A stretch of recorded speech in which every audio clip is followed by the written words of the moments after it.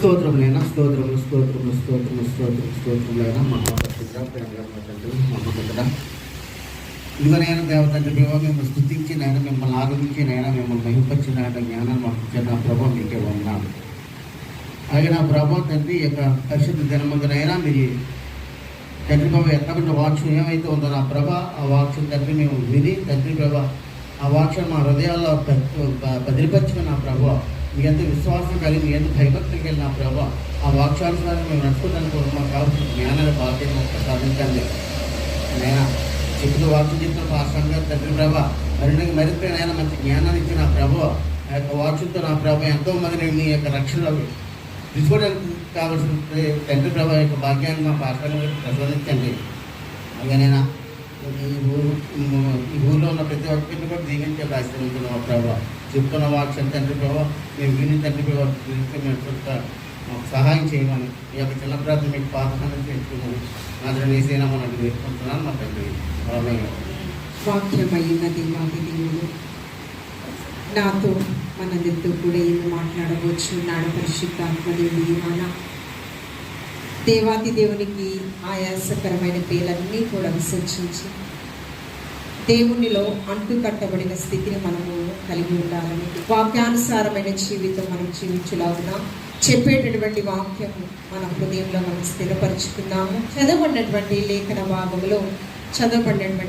భాగంలో అపోస్తుల కార్యములు 20వ అధ్యాయము 28వ వచనం చదువుకుందామండి. దేవుడు తన స్వరక్తం ఇచ్చి సంపాదించిన తన సంఘమును కాయుటకు పరిశుద్ధాత్మ మిమ్మును దేనియందు అధ్యక్షులుగా ఉంచెను. ఆ యావత్తు మందను గూర్చియు మీ మట్టుకు మిమ్మను గూర్చియు జాగ్రత్తగా ఉండుడి. దేవుడు పరమ తండ్రి తన ప్రియకుమారుడైన క్రీస్తుని లోకంలోనికి పంపించి ఆయన పరిశుద్ధ రక్తము, ఆయన యొక్క యవ్వన రక్తము నాలో పాపమున్నదని ఎవరు స్థాపించగలరు అని ఆయన పరిశుద్ధ రక్తాన్ని మన కొరకు దారపోసి ఉన్నారు.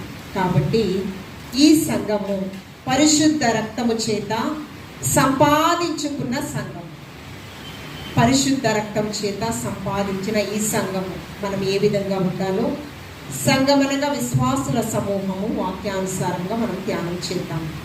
పరిశుద్ధుడా, ప్రేమానమ్మకము కలిగిన మా కన్న తండ్రి, స్తుతులకు పాత్రుడా, స్తోత్రాహుడా, ఘనత కరుహుడా, మా గొప్ప దేవానికి వందనాలు. అవును ప్రభువా, ఏ యోగ్యత లేని నా పట్ల మా పట్ల నీవు అపారమైన ప్రేమను చూపించావు ప్రభువా. నీ పరిశుద్ధ రక్తాన్ని మా కొరకు నీవు దారపోసి ఉన్నావు ప్రభువా. నీకు స్తోత్రము ప్రభువా. కృతజ్ఞత గలవారమై ప్రభువా, మా మరణ పర్యాంత వరకు నీకు ఇష్టలుగా జీవించు భాగ్యము, నీలో అంటు కట్టబడిన స్థితిని సర్వసత్యంలోనికి మమ్మల్ని అందరినీ మీరు మార్చమని క్రీస్తు పరిశుద్ధ నామంలో అడిగి వేడుకుని ప్రార్థించుచున్నాము తండ్రి, ఆమేన్. లూకా గారు రాసినటువంటి అపోస్తల కార్యములో యేసుక్రీస్తు ప్రభువారు ఆయన పరిశుద్ధ రక్తాన్ని మన కొరకు దారపోసి సంపాదించిన సంఘముగా లూకా గారు అపోస్తల కార్యంలో చాలా స్పష్టంగా తెలియపరుస్తూ ఉన్నారు.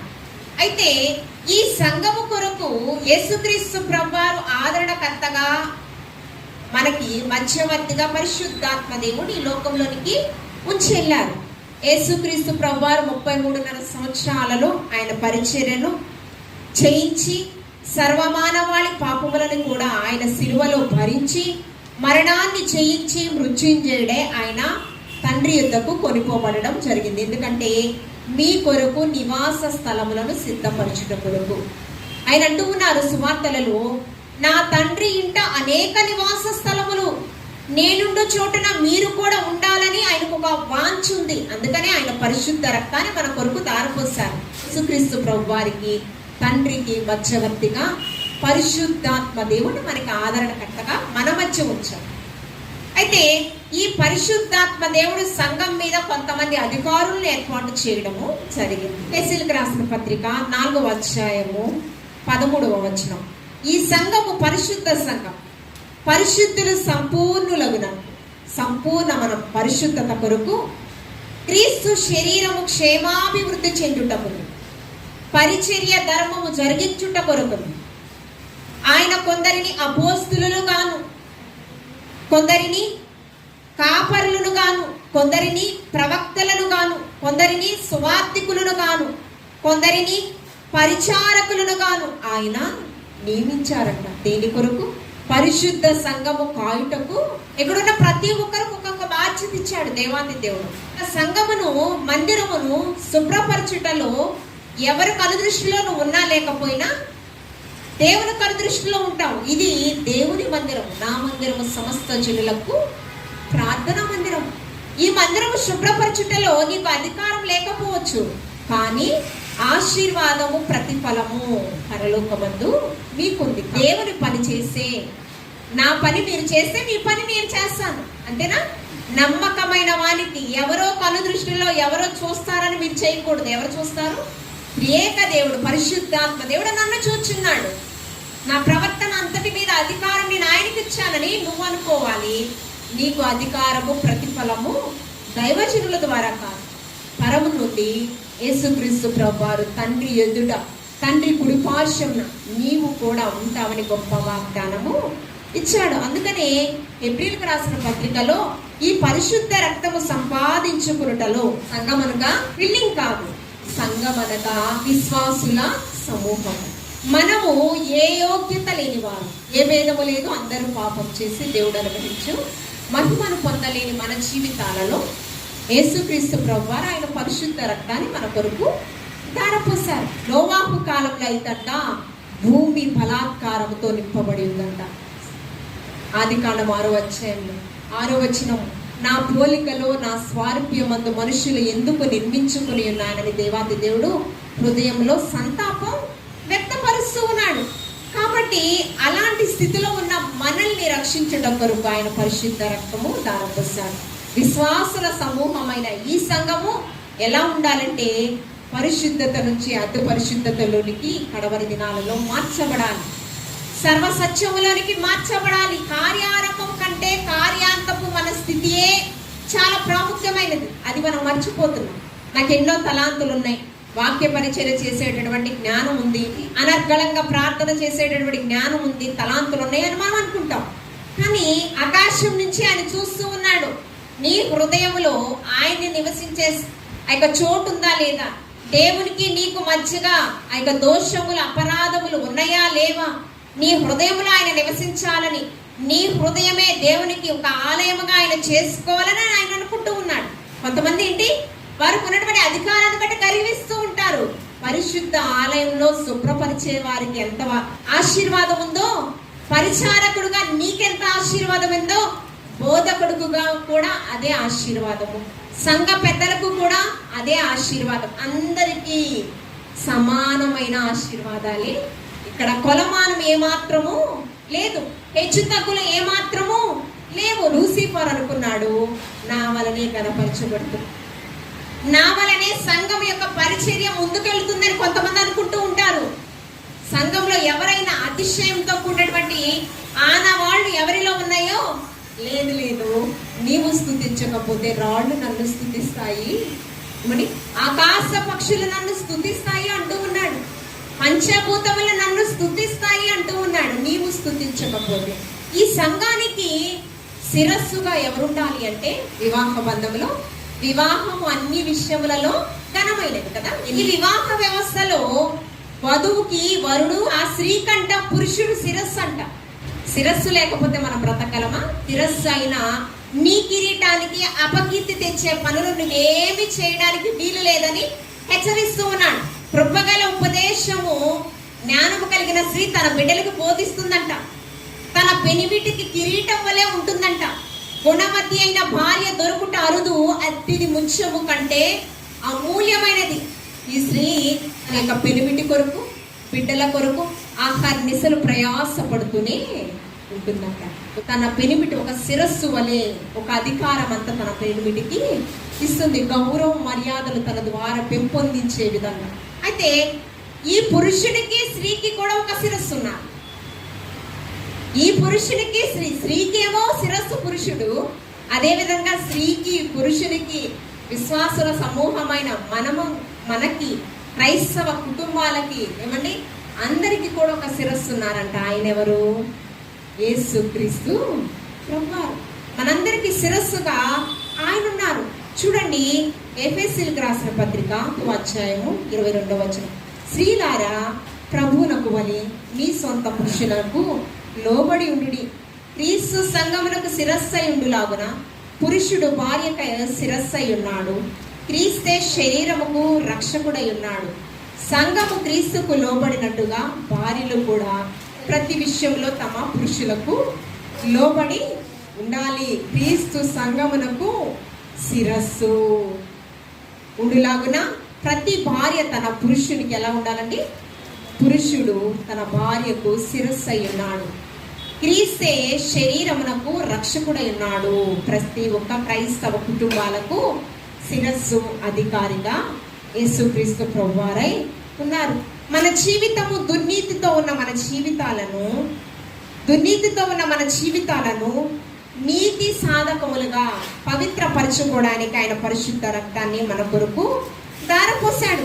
రోమీయులకు రాసిన పత్రిక 6:13 మీ అవయములను దుర్నీతి సాధనములుగా పాపమునకు అప్పగింపకుడి. అయితే మృతులలో నుండి సజీవులము అనుకుని మిమ్మును మీరే దేవునికి అప్పగించుకొనుడి. మీ అవయములను నీతి సాధకములుగా దేవునికి అప్పగించుడి. ఏంటంటే మిమ్ములను మీరు ఎలాగా దుర్నీతితో ఉన్న మీ జీవితాన్ని నీతి సాధకములుగా, నీతియుక్తమైన జీవితముగా పవిత్రపరచడానికి పరిశుద్ధుడైన యేసుక్రీస్తు ప్రభువారు పరిశుద్ధ రక్తాన్ని చిందించాడు. ఆయనకు మీరు ఏం చేయాలంట? నీతి సాధకములుగా మిమ్మలను మీరే క్రీస్తుకి అప్పగించుకోవాలి. ఎందుకంటే మనము క్రీస్తు శరీరములో పాలిభాగస్థులమైనది. పరిశుద్ధ రక్తం చేత మన పాపములను విమోచించడమే కాదు, గొప్ప ఆధిక్యతను మనకిచ్చాడు. ఆధిక్యత ఏమిటంటే ఎఫెసీయులకు రాసిన పత్రిక 5:30 మనము క్రీస్తు శరీరానికి అవయవాలమై ఉన్నాము కనుక అలాగే క్రీస్తు సంఘమును పోషించి సంరక్షించు ఉన్నాడు. క్రీస్తు మనకు శిరస్సు, అంతేకాకుండా క్రీస్తు సంఘం అనగా, క్రీస్తు శరీరం అనగా మీ కొరకైనా నా శరీరము, మీ కొరకైనా నా రక్తము, నేను వచ్చు పర్యంత వరకు మీరు నా నిమిత్తము సాక్షులుగా ఉండాలి. క్రీస్తు శరీరం అనగా క్రీస్తు సంఘము, క్రీస్తు సంఘం అనగా విశ్వాసుల సమూహము. మీరు క్రీస్తు శరీరానికి అవయవాలమై ఉన్నారు. మన శరీరంలో 2 చేతులు, ఏమండి, 2 కాళ్ళు, 1 నోరు, 2 చెవులు, ఏమండి, అంతేకాకుండా 2 కళ్ళు, సర్వేంద్రియాన నయనం ప్రధానం. అన్ని అవయవాల కంటే శ్రేష్టమైనది నేత్రం. కళ్ళు లేకపోతే చాలా పనులు మనం చేసుకోవడం కష్టం. అంటే ఒకరి మీద మనం ఆధారపడి బ్రతకవలసిన పరిస్థితి మనకి వస్తుంది కదా. అయితే ఈ శరీరంలో కళ్ళు లేకపోయినా కష్టమే, 2 చేతులు లేకపోయినా కష్టమే, 2 కాళ్ళు లేకపోయినా కష్టమే, చెవులు వినిపించకపోయినా కష్టమే, మూగవానిగా బ్రతకడము కూడా కష్టమే. ఏ అవయవము ఒక మనిషికి తగ్గినా ఏమండి తన్నేమంటారు? వికలాంగుడు అంటారు కదా. అలాగే క్రీస్తు సంఘం అనగా విశ్వాసుల సమూహం. మనం ఈ సంఘములో ఉన్న ఒక్క విశ్వాసి కూడా నశించిపోవడం ఆయనకి ఇష్టం లేదు. క్రీస్తు సంఘంలో ఉన్న ప్రతి ఒక్కరు కూడా రక్షణ సునాదముతో, దినదినము వాక్యముతో ఉదక స్నానం చేయబడుతూ ఉండాలి. వారు రక్షణ పొందుకున్న వారు మరలా పాత జీవితం, నాగటి మీద చెయ్యి వేసి వెనుతిరుగువాడు నాకు పాత్రుడు. రక్షణ పొందుకున్న మనమే మీ వలనే కదా అన్యజనుల ఎదుట నా నామము దూషింపబడుతుంది. అలాంటి స్థితిని మనం కలిగి ఉండకూడదని మీరందరినీ కూడా, మనల్ని కూడా ఆయన శరీరంలో అవయవాలుగా చేసుకున్నాడు. క్రీస్తు శరీరంలో అవయవాలమే కాదండి, చూడండి, ఒకరికొకరము అవయవాలమై ఉన్నాము. నాకు నా కుమారుడు ఒక అవయవం, నా భర్త ఒక అవయవం. అదేవిధంగా సంఘంలో వస్తున్న మీరందరూ కూడా ఒక ఐక్యతగా, సహోదర భావంతో మీరున్నారు కదా. మీరు ఒకరికొకరు అవయవాలమై ఉన్నాము. చూడండి, ఎఫెసీయులకు రాసిన పత్రిక 4:25 మనం ఒకరికొకరు అవయవాలమై ఉన్నాము కనుక మీరు అబద్ధమాడుటమాని ప్రతివాడు తన పొరుగు వానితో సత్యమే మాట్లాడవలెను. ఒకరికొకరు మోసం చేసుకోవడానికి వీల్లేదు. ఒకరికొకరు యోగక్షేమాలు ఒకరికొకరు కనిపెట్టుకుంటూ ఉండాలంట. ఒకరి బాధలు ఒకరు భరించాలంట. అంటే త్యాగపూరితమైన ప్రేమ విలువలు ప్రతి ఒక్కరిలో ఉండాలని మీరు ఒకరికొకరు అవయవాలమై ఉన్నారు. చాలా కుటుంబాలలో ఇప్పుడు ఎలా ఉన్నాయంటే క్రైస్తవ కుటుంబాలు అన్నిలో అవసరం లేదు. కడవరి దినాల్లో నిజ క్రైస్తవులు ఎంతమందో, నామకార్థపు స్థితిని కలిగి ఉన్న వారు ఎంతమందో మనలో మనం ఆత్మ పరిశీలన చేసుకుంటే చాలు. ఏ కుటుంబాన్ని ఎలా కూల్చివేద్దామా, ఏ కుటుంబంలో సంతోషాన్ని దూరం చేద్దామా, ఏమండి ఎవరిని దేవుని సన్నిధి నుంచి దూరం చేద్దామా? శత విధాల హోషేయ ప్రవక్త అంటూ ఉన్నాడు, పాపమును వారికి ఆహారంగా చేసుకుంటున్నారంట ప్రజలు. ఎలాగా?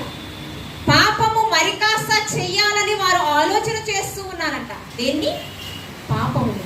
ఎవరి జీవితాలను ఎవరు పాడు చేయాలా అనే ఆలోచన, కుళ్ళు, కపటము, అసూయ, ద్వేషభావము, మత్సరము, కలహములు, విభేదములు ఇలాంటి మనలో ఉండకూడదని, ఈ క్రైస్తవ సంఘములలో ఉండకూడదని, మీరు ప్రతి ఒక్క కుటుంబాలలో ఉండకూడదని ఆయన వాక్యంతో మనల్ని హెచ్చరిస్తూ ఉన్నాడు. పరిశుద్ధ సంఘముగా, సార్వత్రిక సంఘముగా సిద్ధపాటు కలిగి ఉండాలని దేవాది దేవుడు ఆశపడుచు ఉన్నాడు.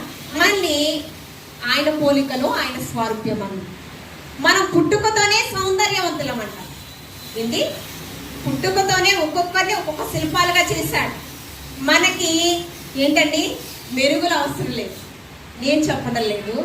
మనకి ఆల్రెడీ మనల్ని సౌందర్యవంతులుగా ఆయన చేశాడంట. చూడండి, 1 కొరింథీయులకు రాసిన పత్రిక 12వ అధ్యాయం 23వ వచనము, శరీరంలో ఏ అవయములు ఘనత లేనివని తలంతుమో ఆ అవయములను మరి ఎక్కువగా కనపరుచుచున్నాము. చాలా మంది మనుషులు కనుదృష్టిలో ఉండకపోవచ్చు, ఆలయం శుభ్రపరుస్తారు, ఏం ఆశించరు. మన చర్చిలో కళావతి తల్లి కూడా ఉంది కదా, ఆమె ఏమైనా తీసుకుంటుందా వేతనం? కొంతమంది తల్లులు ఉంటారు, చిన్న గౌరి ఆంటీ, ఆమె కూడా చేస్తూ ఉంటుంది. ఇప్పుడు కొంతమంది అధికారులుగా, పరిచారకులుగా ఒక ఆధిక్యత ఇచ్చారు, వారు పాలిభాగస్తులుగా ఉంటున్నారు. ఇప్పుడు కళావతికి ఏ ఆధిక్యత ఇచ్చారని పనిచేస్తుంది? చిన్న గౌరి ఆంటీకి ఏ అధికారం ఇచ్చారని పనిచేస్తుంది? లేదు. నేను నా బిడ్డలు ఆశీర్వాదం పొందుకోవాలి, వృద్ధాప్యంలో నాకు ఆశీర్వాదం కావాలి, ఎందుకంటే వృద్ధాప్యంలో నాకు తోడుగా నా యేసయ్య ఉన్నాడని ఆమె కన్నీటి ప్రార్థన చేస్తుంది. ఈ 6 దినాలు కూడా ఉపవాస ప్రార్థన. ఎందుకు? ఆశీర్వాదం నాకు కావాలని. శరీరంలో ఏ అవయము కూడా ఘనత లేనివని అనుకోకూడదంట. ఆ ఘనత లేని వారిని, మనుషుల కనుదృష్టిలో లేని వారిని నేనేం చేస్తానో తెలుసా? నా కనుదృష్టిలో నేను వారి నుంచి నేను వారిని ఘనపరుస్తాను అంటూ ఉన్నాడు దేవాది దేవుడు. 1 కొరింథీయులకు రాసిన పత్రికలోని 12వ అధ్యాయం 24వ వచనం, వారిని నేను ఘనపరిచి మన అవయములకు ఎక్కువైన సౌందర్యము కలుగును. చూడండి, 12వ అధ్యాయం 24వ వచనం, సుందరములైన మన అవయములను ఎక్కువ సౌందర్యమక్కరలేదు. ఘనహీనంగా ఉన్న మనుషుల దృష్టిలో వారిని నేనేం చేస్తాను? ఘనపరిచి సౌందర్యవంతులుగా వారిని నేను చేస్తాను. అంతేకాకుండా సుందరములైన మన అవయములను ఎక్కువ సౌందర్యం అక్కరలేదు. అంటే ఏంటి? వీటికి మెరుగులు ఏం అవసరం లేదు, ఆల్రెడీ మనకు సౌందర్యాన్ని ఇచ్చేస్తాడు ఆయన కదా. చాలా న్యాచురల్ బ్యూటీ అంటారు కదా, అంతటి సౌందర్యానికి ఇంకా ఈ బాహ్యంగా మెరుగులు ఏమీ అవసరం లేదని ఆయన మాట్లాడుచు ఉన్నారు. 31వ సామెతల గ్రంథంలో ఆ 30వ అధ్యాయంలో, యెహోవా అందము మోసకరము, సౌందర్యము వ్యర్థము. యెహోవా యందు భయభక్తులు కలిగిన స్త్రీ ఏం చేస్తుందంట? కొనియాడబడును. యెహోవా యందు భయభక్తులు కలిగిన స్త్రీ ఏమవుతుందండి? కొనియాడబడుతుందంట. భయభక్తులు ఒక అలంకారంగా ఇచ్చాడు దేవాది దేవుడు. సాధువైనట్టు, మృదువైనట్టు అక్షయ అలంకారం మీరు కలిగి ఉండాలని వాక్యంతో దేవాది దేవుడు మనల్ని బలపరుస్తూ ఉన్నాడు. సంఘం అనగా ఇంత ప్రత్యేకమైన స్థితిని మనకి అక్షయ అలంకారాన్ని దేవాది దేవుడు ఇచ్చాడు. అక్షయ అలంకారంగా ఉన్న మనము ఇవన్నీ క్రీస్తు సంఘాలు. ఒకనాడు కేఫా పేతురుతో అంటూ ఉన్నాడు యేసుక్రీస్తు ప్రభు వారు, కేఫా, మొదటి రాయిగా నీవు ఉండాలి, ఈ సంఘము మొదటి రాయిగా నీవుండి ఈ బండ మీద నా సంఘాన్ని నీవు కట్టాలి. కేఫా అనగా ఏంటి? బండ, రాయి కదా. ఈ బండ మీద నా సంఘాన్ని నీవు కట్టాలి. మొదటి రాయిగా, మొదటి పండగ నీ ఉండాలి, పునాది రాయిగా కదా. అపోస్తులుడు, మొట్టమొదటి శిష్యుడు పేతురు కదా. అంతేకాకుండా పరలోక రాజ్యపు తాళపు చెవులు నీకు ఇస్తున్నానయ్యా. భూమి మీద నీవు ఎవరిని ఆశీర్వదిస్తే పరమందు నేను వారిని ఆశీర్వదిస్తాను అంటూ ఉన్నాను. ఇది ఎవరి సంఘము? నా సంఘమును నీవు కట్టాలి. ఇవి ఎవరి సంఘాలు? గాస్పెల్ చర్చ్ మినిస్ట్రీస్ విస్తరించబడిన ఈ సంఘాలు కావచ్చు. ఈ భూమి మీద ఎన్ని డినామినేషన్స్ చర్చెస్ ఉన్నాయో అన్ని సంఘాలు కావచ్చు. అన్ని కూడా ఎవరి సంఘాలంటే క్రీస్తు సంఘాలు. ఒకరు అపోల్లో వాడను, ఒకరు పౌలు వాడను, ఒకరు కేఫా వాడను అంటున్నారేంటి? మన అందరము కూడా క్రీస్తు సంఘాలము కదా, క్రీస్తు మాత్రమే దీనికి అధికారి కదా అని ఎవరు చెప్తున్నారు తెలుసా? పౌలు భక్తుడు సెలవిస్తూ ఉన్నాడు. అంటే నేను పౌలు ద్వారా రక్షణలోకి వచ్చానని, నేను పేతురు ద్వారా రక్షణలోకి వచ్చానని వారిని కనపరుస్తున్నారంట. కాదు కాదు, ఎవరి సంఘాలంటే క్రీస్తు సంఘాలు. ఈ బండ మీద నా సంఘాన్ని కట్టాలి, ఇవి నా సంఘాలు. అందుకనే యెషయా ప్రవక్త మాట్లాడుతూ ఉన్నాడు, యెహోవాను నేనే, ఇదే నా నామము. 42వ అధ్యాయం 8వ వచనము, మహిమ ఘనత ప్రభావాలను నేను ఎవరికి ఇచ్చేవాడను కాదు. ఇవి క్రీస్తు సంఘాలు. ఈ క్రీస్తు సంఘాలు కూడా పవిత్రంగా పరిశుద్ధంగా ఉండాలి. దీని మీద సర్వాధికారాలు త్రియేక దేవుడే ఉండాలి. ఆయనకి యుగ యుగములు మహిమ ఘనత ప్రభావములు కలుగునుగాక. చూడండి, పరిశుద్ధ గ్రంథములో చివరిగా కొన్ని మాటలు మనం ధ్యానం చేద్దాము. అపోస్తుల కార్యములు 17వ అధ్యాయము బెరియా సంఘము గురించి ఒక మంచి సాక్ష్యం ఇస్తూ ఉన్నాడు.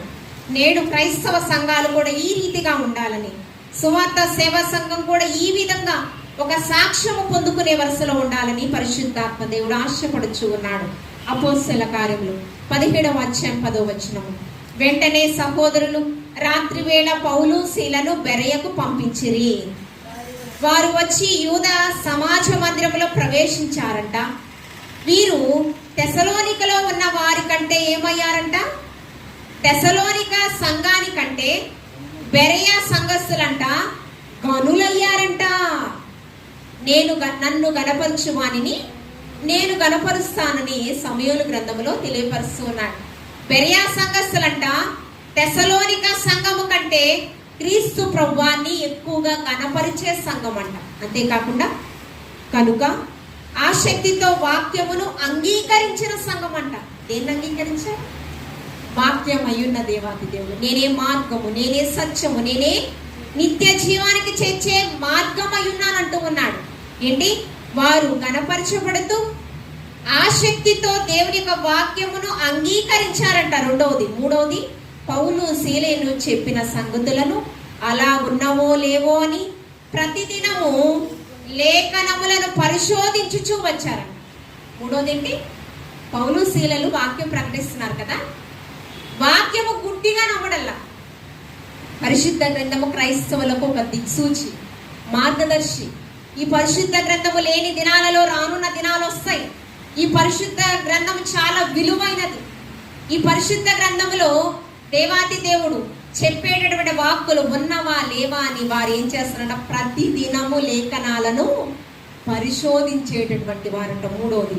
అంతేకాకుండా అందుచేత వారిలో అనేకులను ఘనత గల గ్రీసు దేశస్థులైన స్త్రీలలోను పురుషులలోను చాలా మంది ఏం చేశారండి? చాలా మంది స్త్రీలు ఏం చేశారు? పురుషులలో స్త్రీలలో వారి భక్తిని బట్టి అనేక మంది ప్రభు వైపు ప్రభావితమయ్యి క్రీస్తుని సొంత రక్షకునిగా వారు ఏం చేశారు? విశ్వసించారంట. నాలుగవది. తరువాత అయితే బెరయలో కూడా పౌలు దేవుని వాక్యము ప్రచురించుచున్నాడని తెసలోనికలో ఉండు యూదులు తెలుసుకొని అక్కడికి వచ్చి జన సమూహములను రేపి కలవరపరిచారంట. తెసలోనికలో కొంతమంది వచ్చి బెరయా సంఘములో ఏంటి పౌలు శీలల వాక్యం ప్రకటిస్తూ అనేకులు ప్రభు వైపు ప్రభావితం అవుతూ ఉన్నారంటే వారు ఏం చేశారంట? కలవరము రేకెత్తించారంట. మనం కూడా ఈ విధంగా గణపరిచే వారిముగా, ఆసక్తితో వాక్యము వినేవారిముగా, అంతేకాకుండా ఏమండి లేఖనాలను పరిశోధించే వారిముగా, అనేకులను రక్షణ మార్గంలోనికి నడిపించే బెరయా సంఘం వలె సువార్త సేవా సంఘం ఉండాలని, సంఘంలో ఉన్న మనమందరం ఉండాలని దేవదేవుడు ఆశపడుచు ఉన్నాడు. మరొక సంఘం కూడా చూసి ఇలాంటి సంఘాలుగా సువార్త సేవా సంఘం కడవరి దినాల్లో ఉండాలని పరిశుద్ధాత్మ దేవుడు మనల్ని హెచ్చరిస్తూ ఉన్నాడు. మాసిదోనియా సంఘం గురించి ఒక మంచి సాక్ష్యం ఇస్తూ ఉన్నాడు. 2వ కొరింథీయులకు రాసిన పత్రిక 11వ అధ్యాయము చూడండి.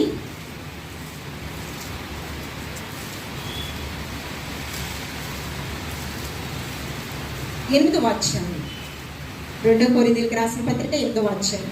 సహోదరులారా, తీసారా? సహోదరులారా, మాసిదోనియా సంఘములకు అనుగ్రహింపబడి ఉన్న దేవుని కృపను గురించి, ఎవరి కృప అనుగ్రహింపబడిందండి? 2 కొరింథీయులకు రాసిన పత్రిక 8వ అధ్యాయము 1వ వచనం. సహోదరులారా, మాసిదోనియా సంఘములకు అనుగ్రహింపబడిన, ఏమనుగ్రహింపబడింది? దేవుని కృప అనుగ్రహింపబడిందంట. దేవుని కృపను పొందుకున్న సంఘము మాసిదోనియా సంఘము. 2వది, మీకు నేను తెలియజేయుచున్నాను, ఎలయనగా వారు బహు శ్రమల వలన పరీక్షింపగా. ఏంటి? శ్రమల వలన ఏమయ్యారట? పరీక్షింపబడుతూ ఉన్నారట. శోధింపబడిన మీదట నీవు సువర్ణముగా మార్చబడతావు. శోధకుడు, అపవాది శోధిస్తూ ఉంటాడు. శ్రమను సహించువాడు ధన్యుడు కదా.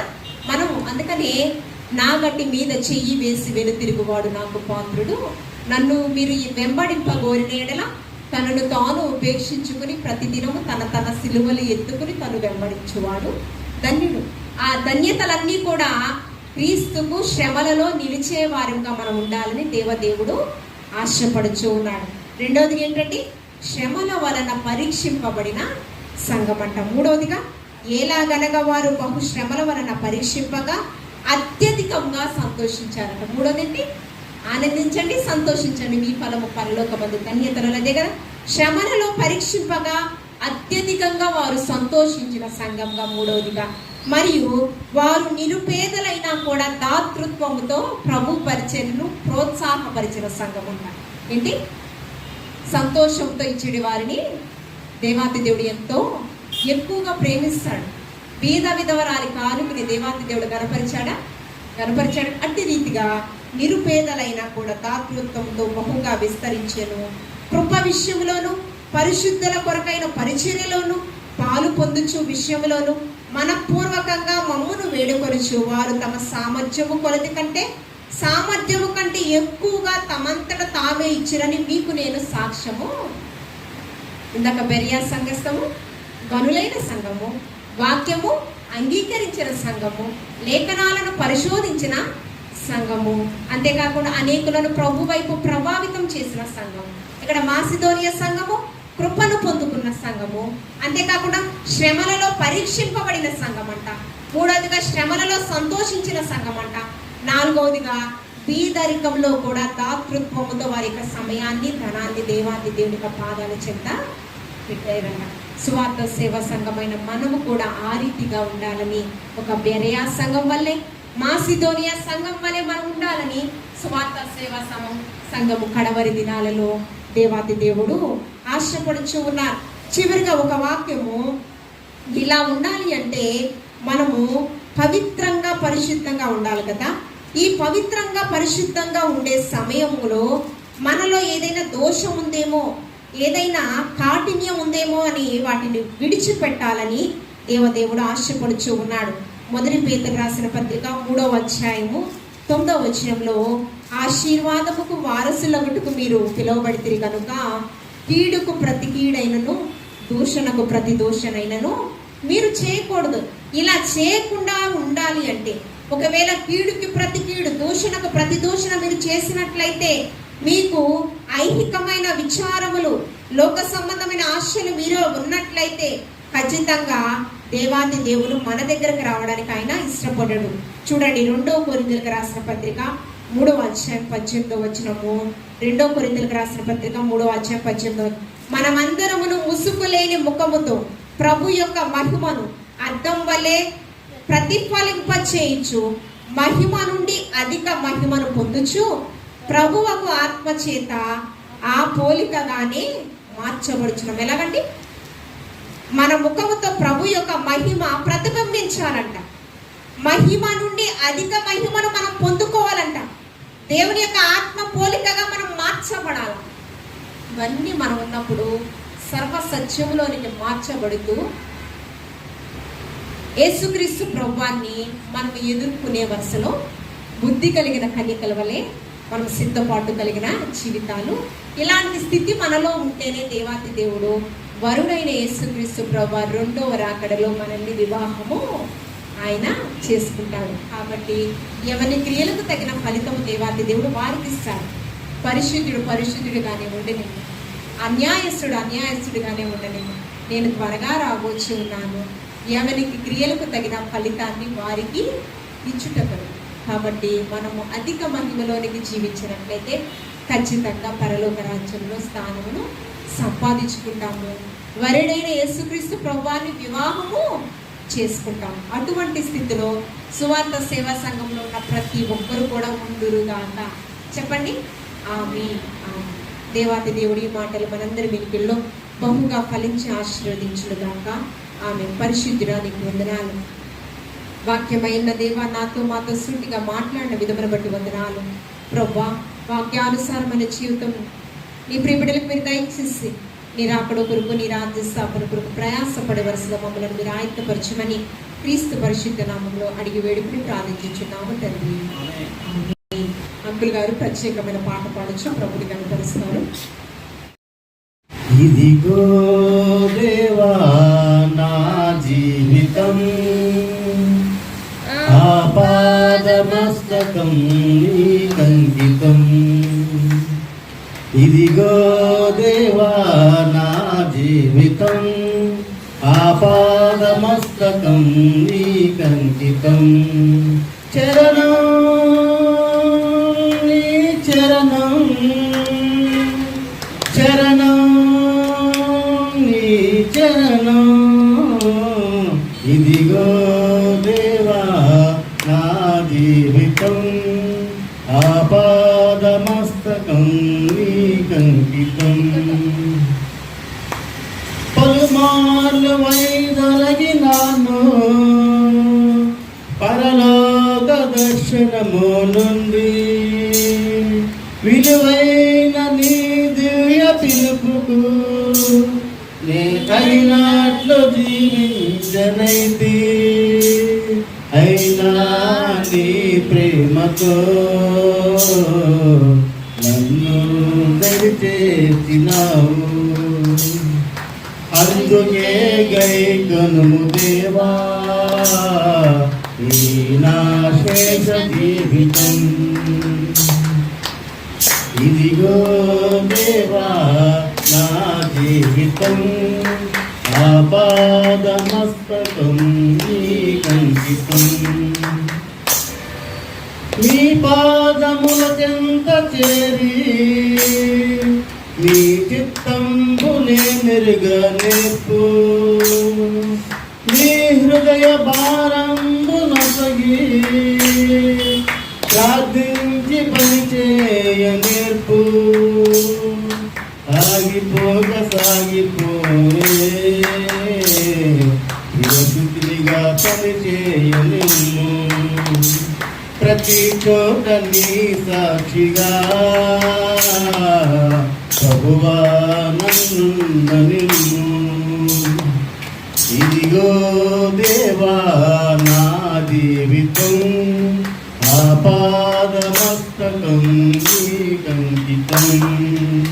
హల్లెలూయా.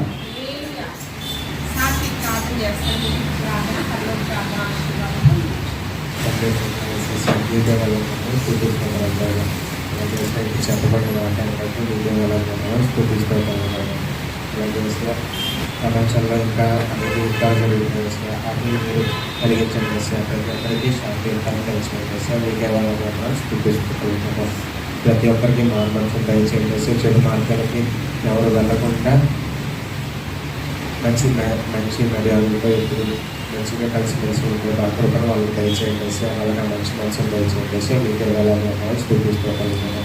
అలాగే సార్ మీరే విగ్రహం నక్షత్రం ప్రతి ఒక్కరూ అంగీకరించి మీ నామకి గణించే బిడ్డలుగా ఉంచండి సార్. మీకే వాళ్ళ స్థితిస్తున్నాం. సాధారణ శోభలు ప్రజల నుంచి మమ్మల్ని తీసుకెళ్ళి సార్ మీకు వెళ్ళాలని తీసుకుంటాను సార్.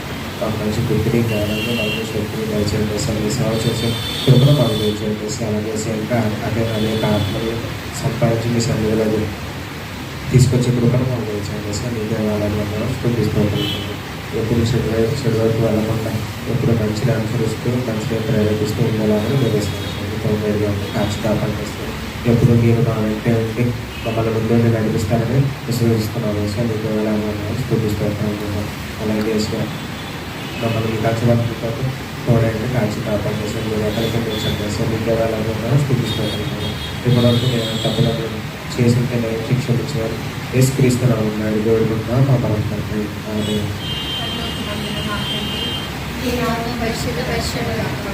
నీ రాజ్యం వచ్చును గాక, నీ చిత్తం పరలోకమందు నెరవేర్చినట్లు భూమి యందును నెరవేరును గాక. మాకు కావలసిన ఆహారం నేడు మాకు దయచేయండి. మారణస్తులు మేము క్షమించిన ప్రకారము మారణము క్షమించు. మమ్మల్ని శోధనకి పీడి నుంచి తప్పించు. ఎందుకంటే రాజ్యము బలము మహిమ నిరంతరం నీవైనావు తండ్రి. తండ్రి కుమార పరిశుద్ధాత్మ ప్రియకు మెండు దీవెనలు ఇప్పుడు ఎల్లప్పుడూ సదాకాలం ఇప్పుడున్న ప్రతి ఒక్కరిపైన వారి వారి కుటుంబాలపైన అక్కయ్యపాలెం పట్టణంలో ఉన్న ప్రతి ఒక్కరిపైన వారి వారి కుటుంబాలపైన సకల పరిశుద్ధులపైన సదాకాలం నిలిచి తోడైండును గాక. ఆమేన్. పంపుము దేవా దీవెనలతో పంపుము దేవా, పంపుము దయాసిత పతిత పవననం వీంపుగని సేవ ప్రియముగను నరింప. పంపుము దేవా దీవెనలతో పంపుము దేవా. ఆమేన్. అందరూ హృదయపూర్వకంగా